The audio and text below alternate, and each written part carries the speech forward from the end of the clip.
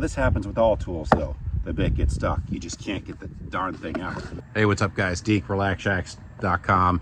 I teach something called Tiny House Summer Camp. We have one coming up in September 2025. It's year like number 14, where it's hands-on building, tree houses, tiny houses, all that. In fact, in the background, working on a prototype for a tiny, super affordable, perhaps the most affordable treehouse ever. Plans for that soon, RelaxShacks.com.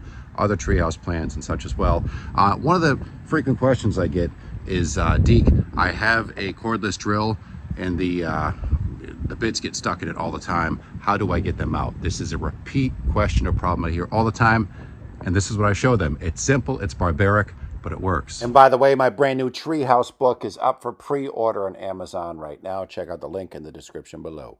All right, so here's the drill.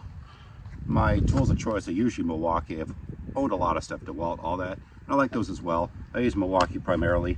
This happens with all tools though. The bit gets stuck. You just can't get the darn thing out. So at camp, because this is asked to me quite a few times, there's a couple things you can do. One of which is this, and it's so barbaric. A lot of people are gonna probably give me flack for this. I've done it hundreds of times with this tool. You literally wrap it sideways. I use a piece of wood and it loosens it just enough, like so, to get the bit out. The other is, and sometimes the problem is to start with, you're over tightening things here. If that doesn't work, take a hammer and at first give it, you don't want to bend the bit or damage the, your tools.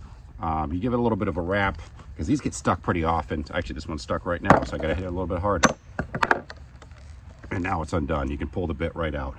It's as simple as that. Barbaric, yes. I'm painting things, working on a disc golf course, also in Vermont. Check that in RelaxShacks.com.